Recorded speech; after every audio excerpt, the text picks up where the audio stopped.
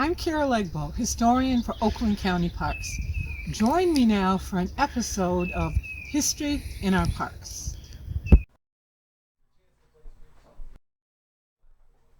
Natural springs and sheep. Rural roots of Addison Oaks County Park. The first person to purchase land in what would become Addison Oaks was Dennis Snyder of New Jersey. In the early 1830s, he purchased 120 acres from the federal government. That land was in Section 33 of Addison Township. He chose that land carefully. He chose it because of the presence of natural springs on that land. Natural springs were an important water resource for the early farmers of Oakland County. According to the family history, he hastily built a log house without doors or windows, hanging up a blanket for a door.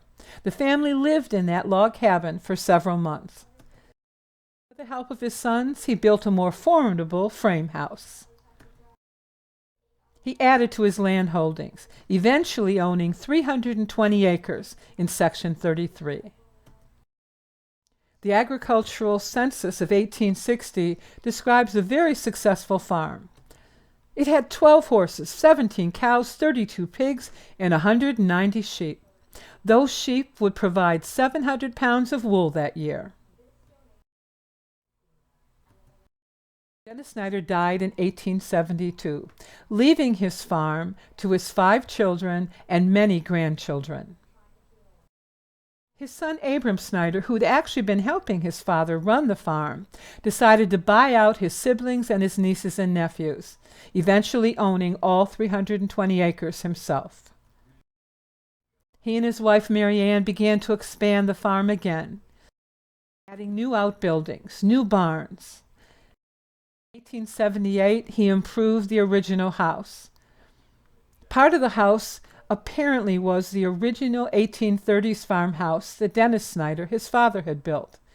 That's a typical Greek revival, an important architectural style of those early years.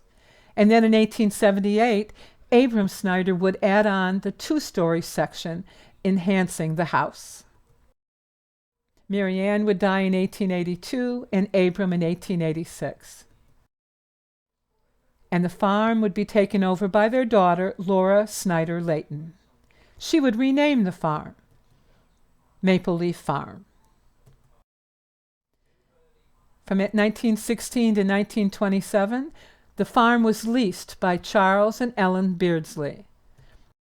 The 1920 census on the farm were their 10 children. The Beardsleys left behind what is probably the only known photograph of the original Snyder farmhouse. In 1927, Lawrence and Cora Buell, wealthy Detroiters, would purchase the land from Laura Snyder Layton. Lawrence had earned his fortune originally in the hardware business, a family-owned business in Detroit, and then in real estate. Buell Building, beautiful building downtown Detroit, was built by Lawrence Buell and his brother Arthur. And then on the land that had been the Snyder Farm, the Buells built this magnificent mansion, now the showpiece of Addison Oaks County Park. The story of the Buell family and the building of that mansion is a fascinating story, but that's another episode. And this episode is nearly done. But keep in mind, when you drive in the main entrance to Addison Oaks County Park, we're driving along the same road that once led to the Snyder Farm. Thus ends a story of changing landscapes from farm to park.